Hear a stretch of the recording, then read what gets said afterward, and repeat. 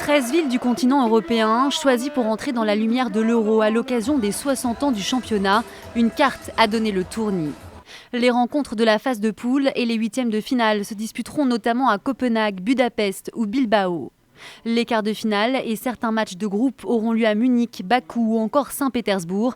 Le stade de Wembley à Londres accueillera les demi-finales et la finale. À l'origine de ce projet, Michel Platini, l'ancien dirigeant de l'UEFA, en avait fait une promesse électorale pour récupérer des voix auprès des petites fédérations. Toute son action à la tête de l'UEFA a été dans ce sens-là, la démocratisation du football, donner accès aux petits pays qui étaient généralement un petit peu lésés par les règles de l'UEFA. Il faut avoir les reins solides financièrement, avoir une situation politique très stable, parce qu'on l'a encore vu avec l'Euro organisé en France, les conditions, les questions de sécurité sont de plus en plus primordiales.